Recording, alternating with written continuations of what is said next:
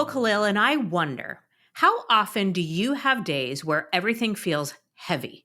The responsibilities and the burdens, the expectations and the worries, where you feel like you're not strong enough to carry it all and you're afraid you're about to break.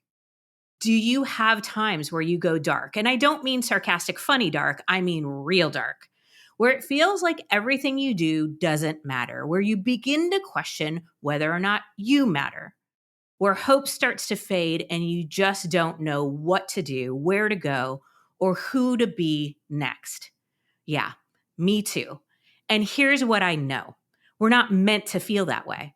Hear me when I say this. It's not our fault, and it's not that it's bad or you're bad when you do. I'm only saying that we're meant for better, that you deserve to feel whole, valued, and worthy every single day because you inherently are. You were born that way, and you remain that way, whether you're seeing it or not. And you know what the opposite of heavy is? It's interesting because it's also the opposite of dark. In both cases, it's the light that we seek, and it's the light that will save us. But as our guest today will tell you, the light isn't where you think it is. It isn't out there. You don't need to go searching for it. It lives inside of you, and it's always there. As Jessica Zweig says, inside you is a light so bright that it could light up the fucking world. Do you see it? Do you feel it? Well, friend, you're about to, because Jessica Zweig has been declared a voice of her time by Marianne Williamson and personal branding expert by Forbes. A serial entrepreneur, Jessica has founded 3 businesses and recently sold her agency, Simply Be, the nation's premier personal branding company. Her first book was a #1 bestseller called Be, a no bullshit guide to increasing your self-worth and your net worth by simply being yourself. And her newly released book that I am super excited about, The Light Work, Reclaim Your Feminine Power, Live Your Cosmic Truth, Illuminate the World, just hit shelves this week. Host of the top-ranked podcast, The Spiritual Hustler, Jessica is a highly sought-after speaker, a leader of a global community of spiritual women, and hosts sold-out retreats on business, branding, and spirituality across the world. Jessica, thank you for being our guest and for showing us the light. So I must dive in by asking, how do we find this light? First of all, it's so good to be here, and thank you for having me, Nicole. My pleasure. I was so moved by that introduction because as you were describing that listless, hopeless, heavy place, my heart started to ache because that is a place that, though I'm past it, I'm so familiar with.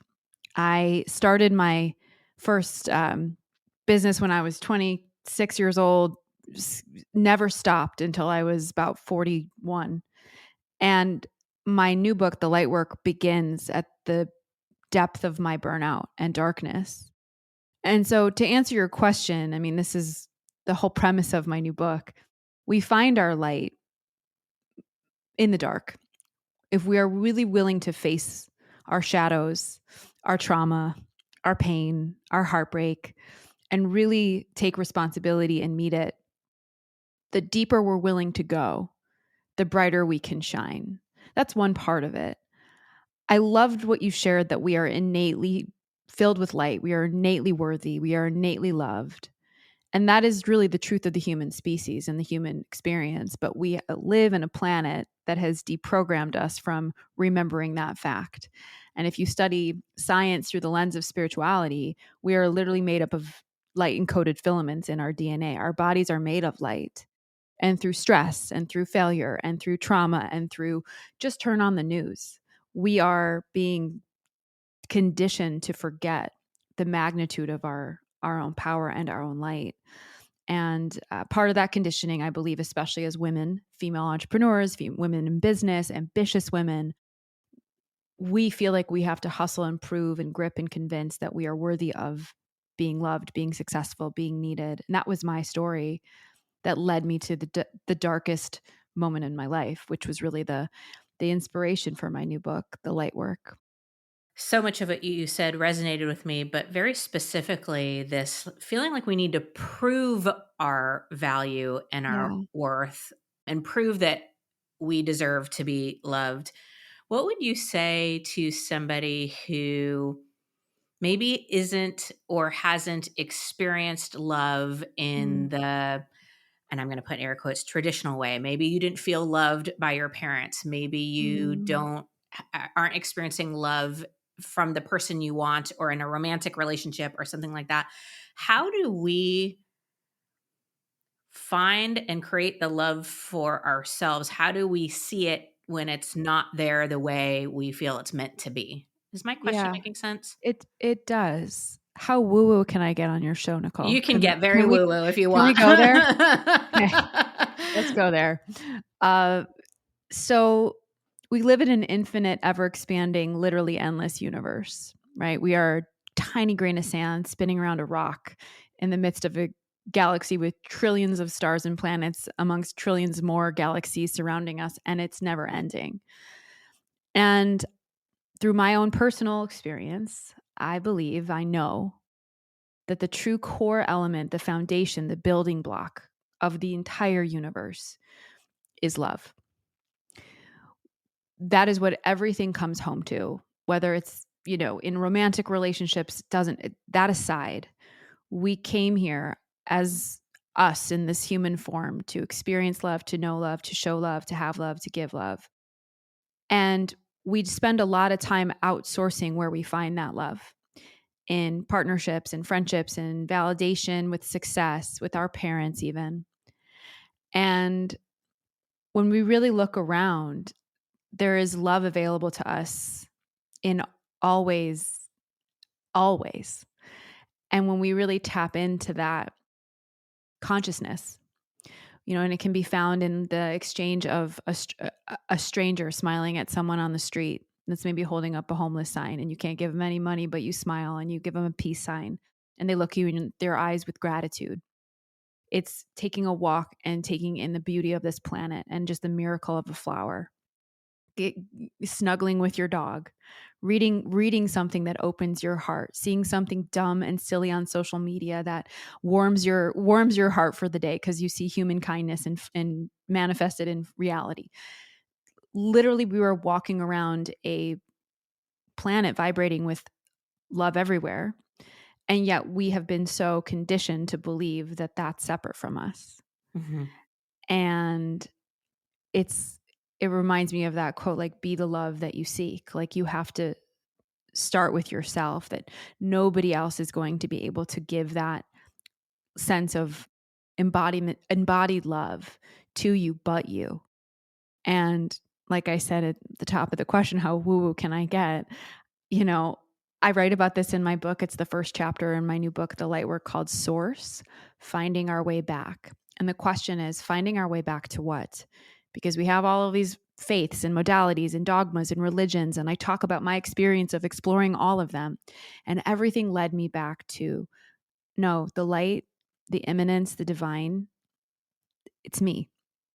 That is, I don't have to search outside myself to find that connection. And that is my long-winded answer of that question. I think that we outsource our whole lives to find that love.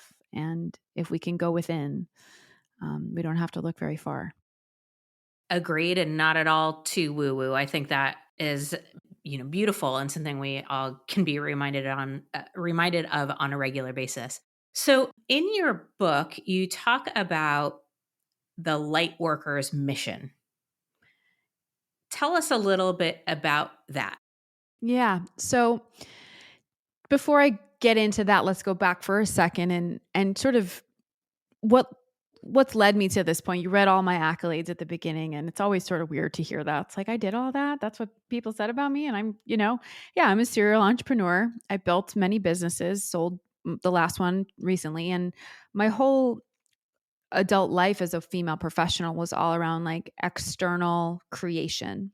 Like, what could I create that would validate me, make me money, tell me that I was winning, and allow me to keep growing my own personal gain, without that being a negative thing, but just this is my career for me, for my own lifestyle, my husband, my family. It's beautiful. There's nothing wrong with that. And it wasn't until 2022 when I fell into the depths of my burnout and depression after building this business and holding up the sky and having no choice but to look at my habits and hustle and beliefs as a female entrepreneur, crushing it, boss babe identity, and how much that wasn't actually serving me, that I went on a deep healing journey to really truly heal my body, heal my system, heal my mind, to get really clear on what I was really here to do.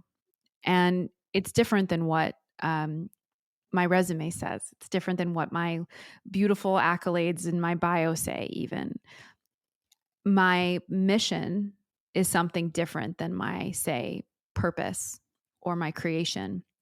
And so in the writing of the light workbook, it's actually called the chapter 9. It's one of my favorite chapters. I'm so glad you asked this question. It's called Your Creation, Your Calling, and Your Cause. And that makes up the anatomy of a light worker's mission. Because Simply Be, my agency, is one of my greatest creations I've ever done. It's 7 years. I built it. I sold it. I will be proud of that for the rest of my life. But it's not my calling. What is my calling? I'll speak for myself. It's to help women heal, bodies, psyches, step into the light that they are to shine, to expand with power and freedom at the same time. I want to teach women how to do that. And my cause, what is it that you want people to say about you when you die? Like, what is the true legacy you are leaving here? And for me, that's to help save the planet, the animals, the sentient beings of this earth. This is my light worker's mission. And I really believe that we weren't put here by accident. We came here on a divine assignment to live out the unique DNA blueprint of who we are. Literally a snowflake. No one else is us, to fuck shit up for the greater good. Like, to me, that's why we're fucking here right now.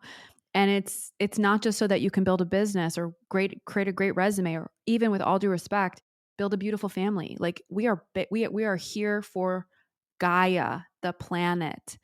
And however that expresses in you is up to you. And in the book, I give you a framework of how to figure that out with the anatomy of the lightworker's mission. Which I love, always having frameworks and exercises, things that can help us apply and test out the learning. That's so important to me. I'm curious your thoughts on this, because I sometimes struggle with this, and I would imagine somebody tuning in might as well, where sometimes when we think about cause and Mm. calling and creation and these big things, maybe it's just something we do a lot as women. We think it needs to be big in order Yes. for it to count. Like, it needs to be global, or it's stupid, right? Like, or I would imagine we both agree that some of our callings might be more intimate. They might be Mhm. less public. They might not involve a Mhm. business. They might. Yep. So maybe help us think through some of those ways that we can uncover and discover what our own unique light workers mission might be. Yeah, beautiful question. So I host retreats. I host sold out retreats across the world. And I actually brought this exercise, this light workers anatomy, into my last retreat with a bunch of all the women that came. And we got these little triangles because it's a triangle framework. I put out all of these magazine clippings and we did these cool, like, mood boards to express creation, calling, cause. And I explained the framework, and then everyone got to basically scrapbook for an hour. It was beautiful. And when we went around the circle and everyone was sharing their creation, their calling, their cause, we had women who were mothers who were like, my daughter is my cause. We had another entrepreneur of a beauty brand, and she's like empowering young women to know that they can be successful one woman at a time in my little boutique salon. That's my calling. I had another woman who is the founder of a huge catering company, and she wants to nourish people's bodies with delicious food wherever she goes, whether she's hosting an event or having dinner with her family. That is her calling. And so I want us to really reflect, like, what lights us up so much that we would never even need to get paid for it. Like, that's a question to ask yourself. Like, really, what, if you were to name your assignment from wherever you think you came from on your soul, what is that for you? Why do you think you're really here? And it's perfectly beautiful if it's just for you. Mm-hmm. And so I give a lot of examples in the chapter of women who are, authors, who are moms, who are TV anchors, corporate executives, real women in my life that I studied and talked to and helped shape their missions. And they were all just, one of my friends is a TV anchor and that's her creation. She's worked her ranks. She's like on the top news station in Nashville, and her calling is astrology, and she keeps it super to herself. It's a very private part of her life.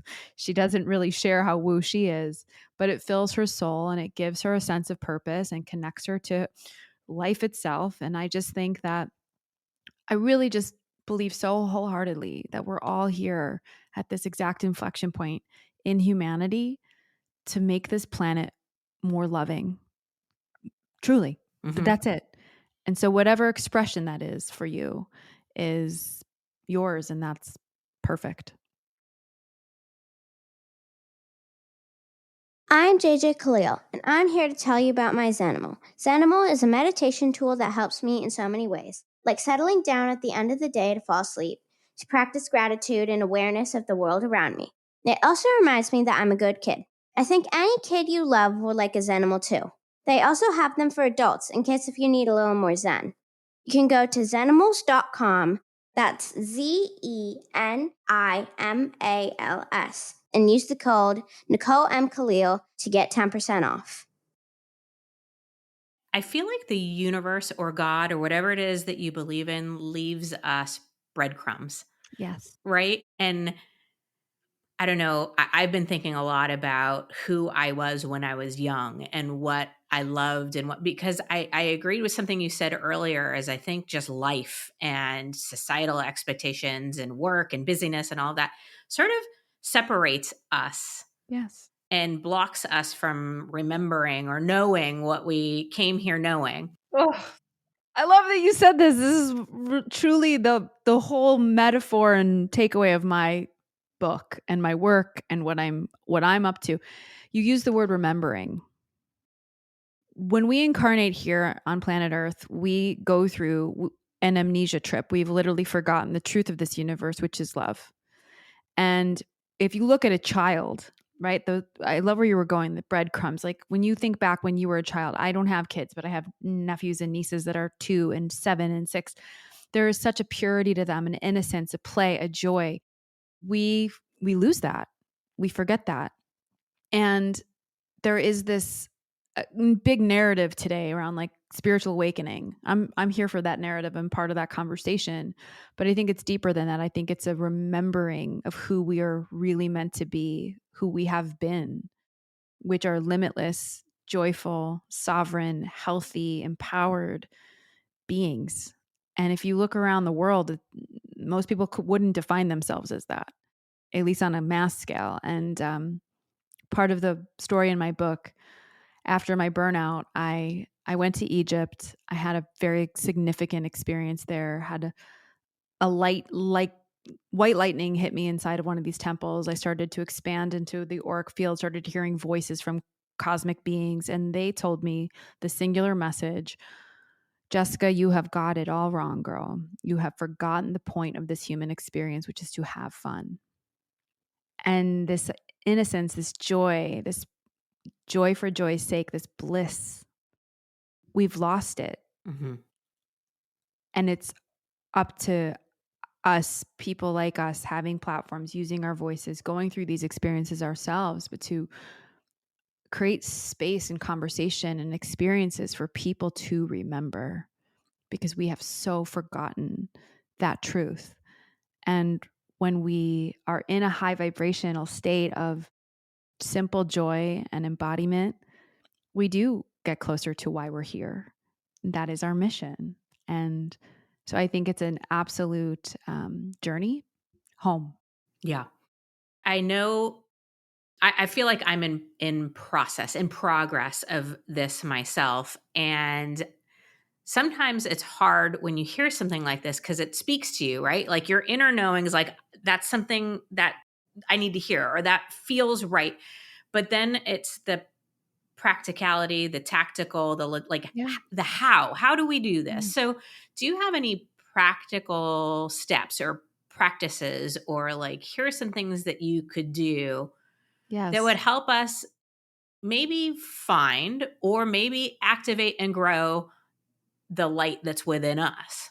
Well, shameless plug, but there are about 88 journal prompts and 13 exercises and activations in my book, The Light Work. At the end of every single chapter, there is what is called an invitation. So, journal prompts and a key, a little key to unlock more light within yourself. And I guess I'll just start with the simple, practical tip of literally making joy a priority. There was a long period in my life, Nicole, where I had all the success in the world and no joy. And so shutting my computer down at 3 o'clock in the afternoon to take a walk felt radical, but it brought me joy. Going, to an ecstatic dance class on the weekend, dancing sober with a bunch of random strangers in my town at these ecstatic dance parties, that was a practice. Getting into your body, moving energy, shaking out stress, creating new frequencies of higher vibration through movement.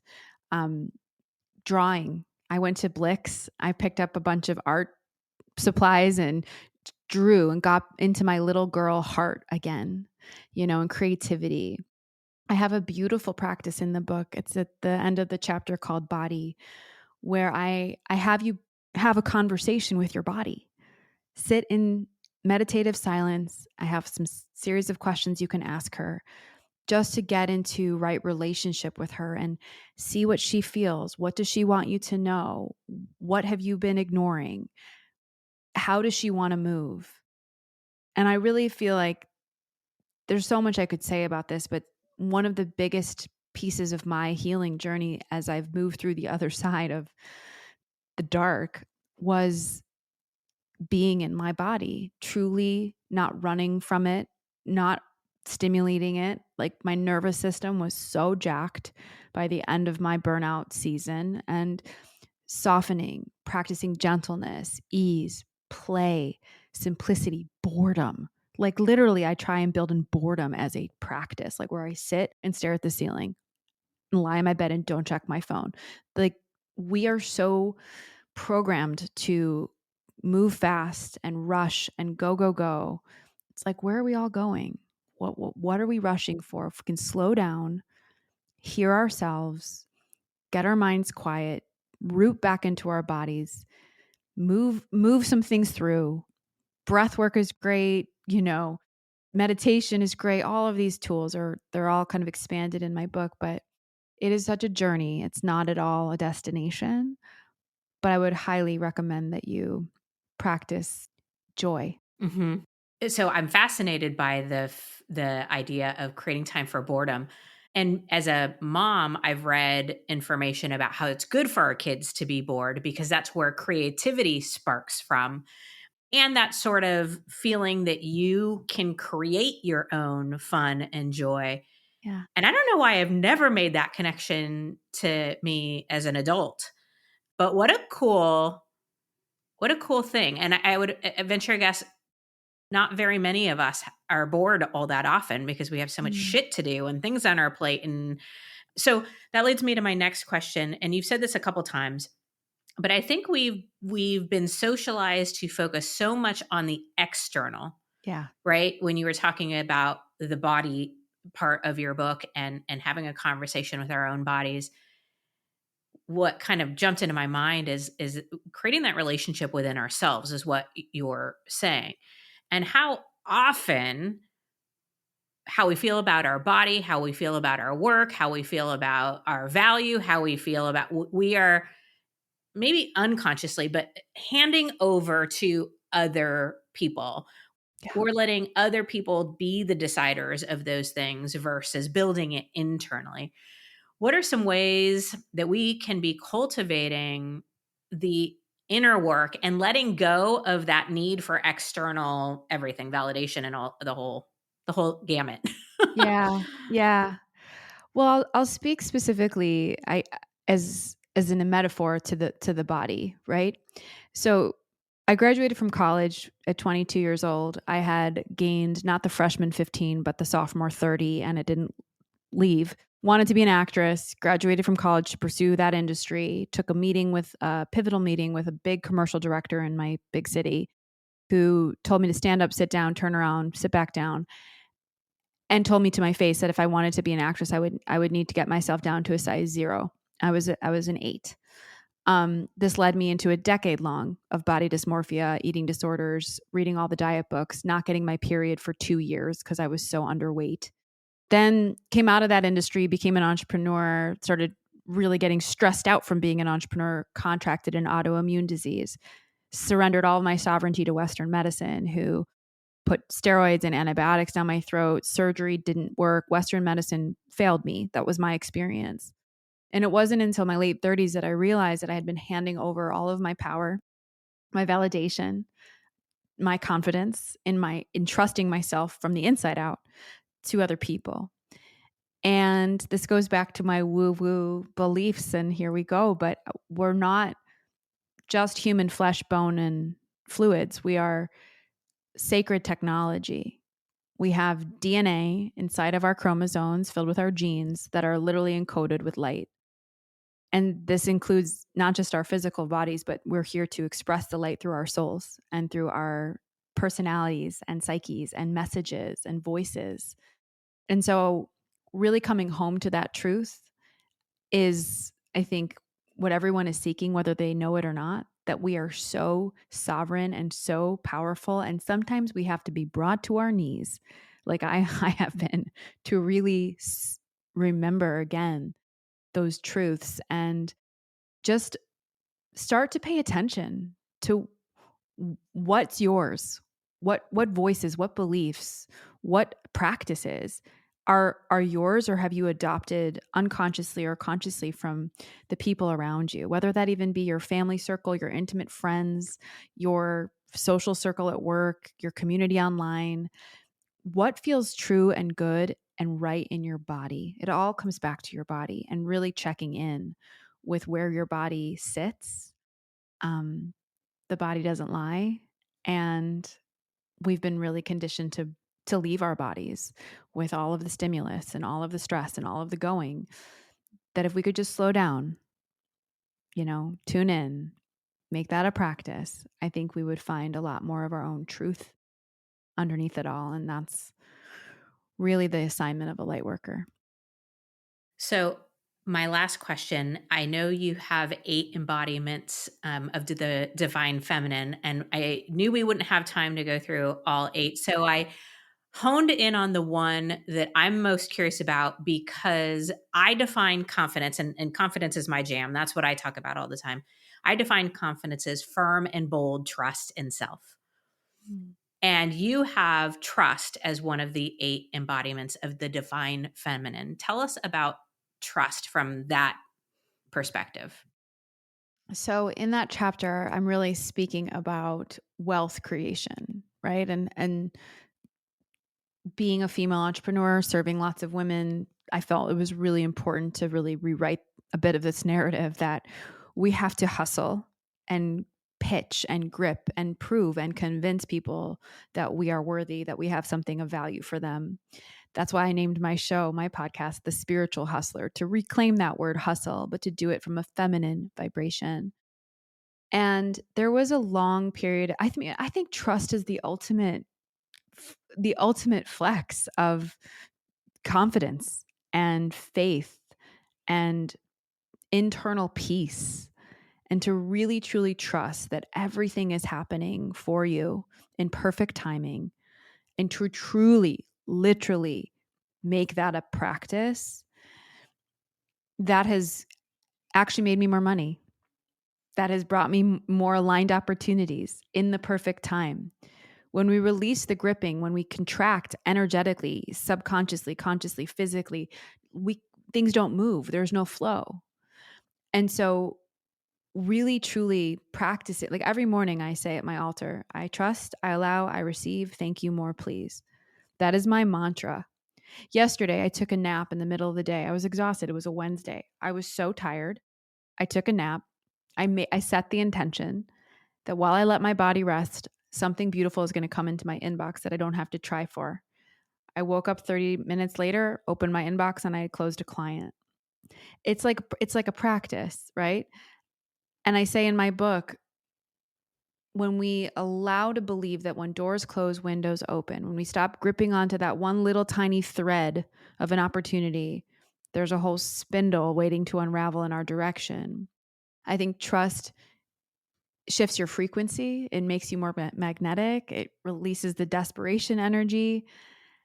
And really, it's I think the hardest one, trust, of all of the embodiments, but it's the most powerful. I agree on both counts, hard and powerful. And I loved what you said. It really spoke to me directly about the contracting, because that's what happens when you're not trusting, right? Like I need to control, I need to fix, I need to solve. And there's this contracting, and just the reminder that things don't flow from that space. And we don't feel good from that space. Where I often find trust becomes challenging for me is when things aren't going according to plan, or when things are, and I put in air quotes, bad, right, or hard. And what I say to myself so often is the only thing that's missing is the benefit of hindsight. I don't yet know how this is working in my favor. I just get to trust that it will. And I say that, I didn't realize it until this moment. I say that so that I don't contract, so that I can breathe and move forward and not try to fix or control, because it reminds me that just fundamental belief that things are working for our benefit. And we get to trust ourselves. That doesn't mean everything's easy and works out often, or that all the time, or anything like that. It just means we get to trust that there is another side, and we'll get to it. Yes. And that's my thought. Reaction?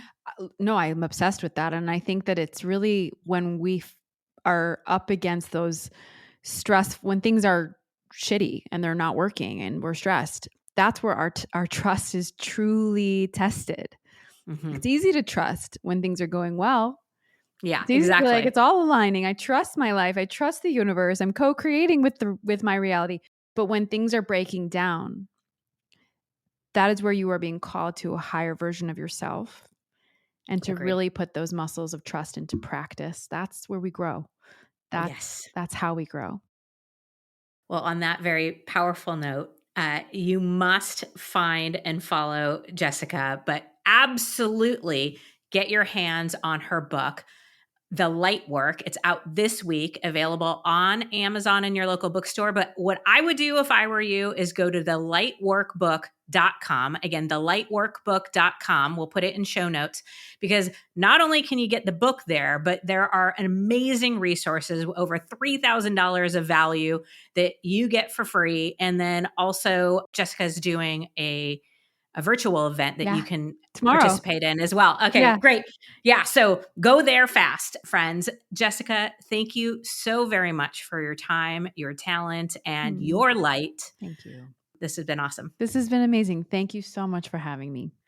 Okay, I'm going to close us out with one of my favorite quotes that I've shared before, but it fits so well here. But before I do, let me say this. If you are feeling dark and things are heavy, I'm sending you so much love and reminding you that light only needs the smallest space to get in. And I promise it's there. And if it's too dark and too heavy for you to find the light on your own, please, please, please get the support you need. Whether that's therapy, spiritual guidance, medical support, whatever. Even if you can't see it, I promise you, the world needs you here, and there is light to find. So here's my favorite quote. I stopped waiting for the light at the end of the tunnel, and I lit that bitch up myself. You are the light. There's a fire burning within you. I just know it. Grab your matches. We ride at dawn, because you being light is abso-fucking-lutely woman's work.